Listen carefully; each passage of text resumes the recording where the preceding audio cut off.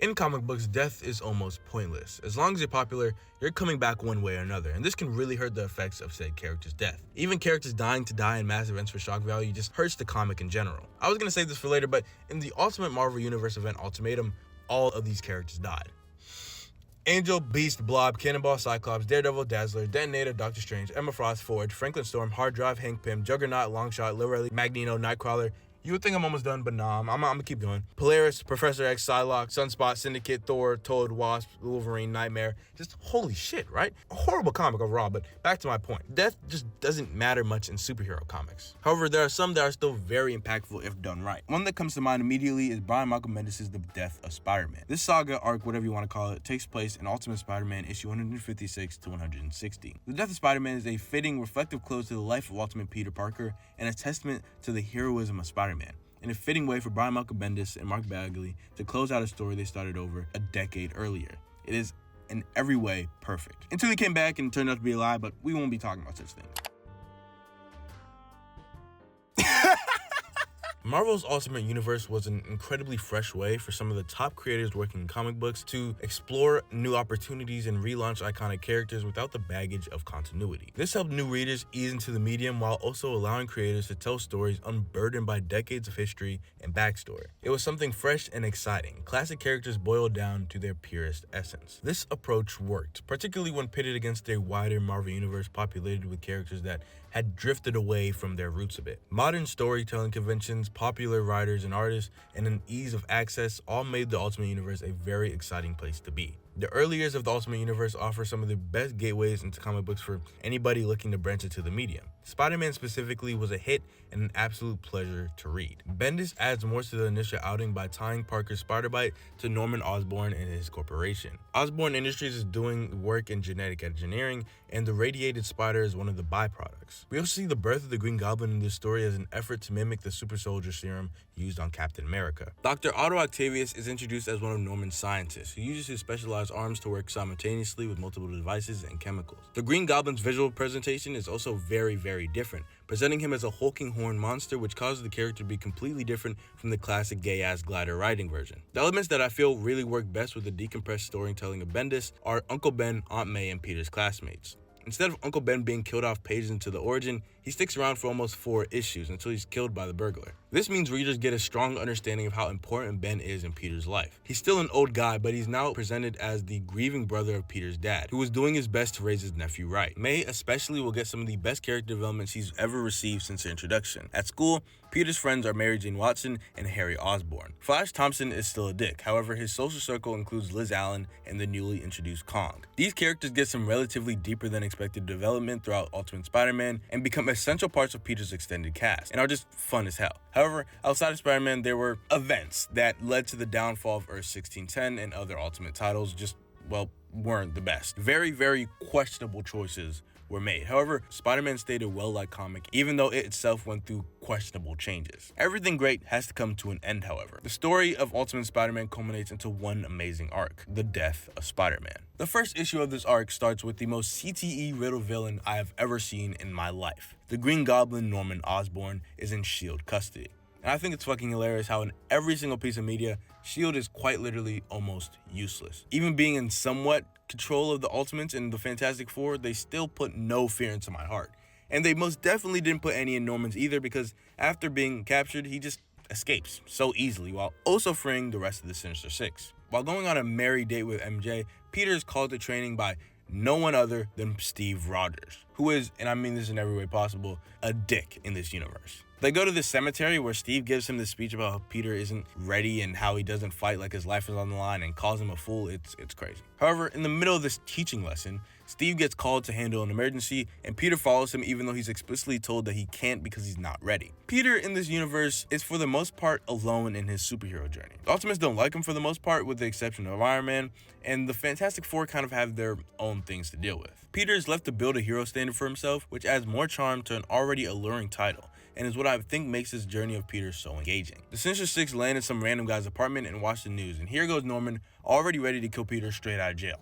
No meals, no water, just fresh air and wanting to kill Spider-Man. While Peter's having a breakdown about what to do, the villains are watching the shitty version of the Avengers battle each other and talk about how great this is for them and how they should leave as soon as possible. Norman, however, has different ideas, saying that what they need to do is in New York. Otto then goes on this whole speech that I was incredibly intrigued by, where he says Peter Parker is their greatest achievement, and they burst Spider-Man into this world. In this universe, Norman views Spider-Man as a type of property that he owns. Ultimate Spider-Man started with the Oscorp lab, before we even saw Peter, where they were working on the same spider that turned Peter into Spider-Man. Norman is introduced telling the story of Arachne, and we're introduced to his obsession with stretching the boundaries of mortality. Norman's ego and carelessness is exactly what leads to Spider-Man's creation. Norman ends up planting the seeds for his own downfall. Just like in the tale of Arachne, he's bested by someone he views as lesser than himself, and because of that, he feels the need to destroy him. On the contrary, Otto thinks birthing Spider-Man is enough, and they should take pride in that alone. His point makes a lot of sense. However, it doesn't really help him that Norman is crazy. Otto spills his heart out about this topic, and surely Norman will give him a heartfelt reply that won't escalate, and he killed him. Yeah, he killed him. Yikes. Pete goes home and tells his aunt and Gwen to leave before the Sinister Six, well, 5 now, find them. He finds Otto's dead body and is shocked, and I was too, to be completely honest. I did not think he was going to actually kill him. And Punisher is hustling, getting ready to shoot Captain America, but before the bullet hits Captain, Peter pushes him out of the way and gets hit instead. I think Peter, even though being hated by Captain America, and really most of the Ultimates, still being able to sacrifice pretty much his life is a good testament to how good of a hero Peter has become throughout this run. Without the real help of the X-Men or the Avengers or even the Fantastic Four, Peter's pretty much been alone for the entire run and had only himself to look to set the standard. At the start of the next issue, the Sinister Five go to the Tinkerer to get gadgets and stuff, and Norman is just so threatening. I couldn't imagine a 7-foot devil, goblin, Elden Ring background character growling at me. Spider-Man wakes up and his monologue is so cool to me because of how Peter's will is almost never broken. It's crazy fucked up that they just leave him there, especially Captain America. He leaves after he sees the Sinister Five flying overhead, and we cut to the Iceman and the Human Torch who live with the Parkers, who are talking about how weird it is to live normally. They walk in and see a note from Gwen and Aunt May telling them to go somewhere safe, and this obviously confuses them because you would think your own home is safe until they open the door and all 5 Sinister Five members are posted right there. Johnny Storm wastes no time and starts throwing hands with Norman, and it's so cool. But he gets overrun by Sandman, of all people, but it's fine. Because Iceman, Bobby Drake, the Omega level mutant, gets to work, and he's taken out swiftly. Introducing Bobby Drake, the one they call 007, 0 relevance, 0 important moments, 7 Mickey Mouse feats. Anyways, after he gets fucked over, the real GOAT, my glorious king, Peter Parker, standing ominously in the darkness. This is my favorite example of Spider-Man's indomitable will. His refusal to fall, his struggle to always stand and march forward despite the world continuing to beat him down. Spider-Man does not stop fighting. That's what makes him such an intriguing character to everyone across the globe. He doesn't stop. When Uncle Ben dies, Peter doesn't kneel down and drown in guilt. He becomes a hero and saves lives in order to honor his uncle's memory. When Gwen Stacy is taken from him, Peter doesn't give up on love or kill the Goblin. He lets Gwen's life solidify his values. Her memory strengthens him, and he in no way gives up on love. Spider-Man's greatest moments are moments of hope. Moments where, when all others kneel over, Spider-Man stands tall and continues to fight. Now, at the start of issue 159, Peter starts bluffing about how the Ultimates are behind him, which they are very much not, and they all charge at him when they realize he's hurt. And I think it's so crazy that 5 grown-ass men are beefing with a 16-year-old with a bullet in his spleen. I know that him being 16 is debated, but I don't care. Anyways, Peter knocks open a fire hydrant which hits Electro and causes this little explosion. Peter knocks out Electro and he knows that's all he had in him. He looks up and everyone in the neighborhood is looking at him terrified. However, behind him, he gets jumped by Vulture and Sandman, and Vulture throws grenades at him and the civilians, and he continues to get beat down. He asks for help from literally anybody, even the Teen Titans. Electro hits Sandman on accident and talks about how he wants to see Peter's death up close and personal. However,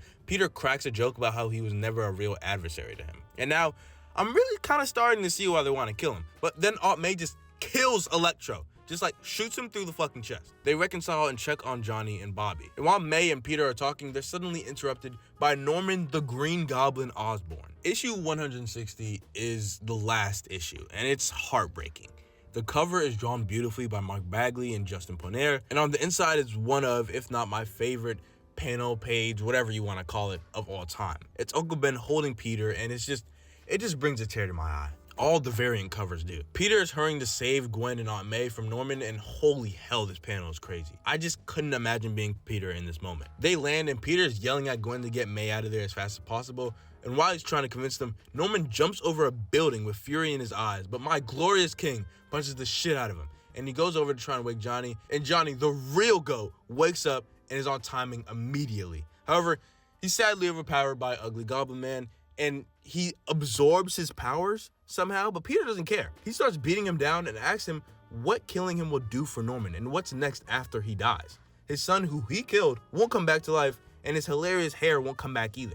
Norman responds to this by simply saying, "But you'll be dead." Which, do you know how much hate you have to have in your heart for this type of crusade? Before Norman can even touch Spider-Man, Mary Jane comes out of nowhere with an entire truck and runs Norman over. They have a little kiss or whatever, even after what happened where he called her sisterdom. It's kind of a whole thing. Norman gets out of the wreckage talking about how he's delivering God's message by killing Peter, which, yeah, Peter in all his might picks up the fucking truck and hurls it at Norman, even after getting shot and beaten by all his arch nemesis. I don't know, but whatever. He still has the ability to do some shit like this. It's so inspiring. He hits Norman with it again, but then it explodes in his face, throwing him back. And that's all he had left. In his dying words, Peter reflects on how he couldn't save Uncle Ben, but he could save them. I think one of the most ironic things about Norman's death is he's happy for almost no reason. He didn't even kill Peter, for real. It was the bullet wound, but, you know, he got his wish, so I guess that's why he was smiling. Anyways, in all seriousness, books grow.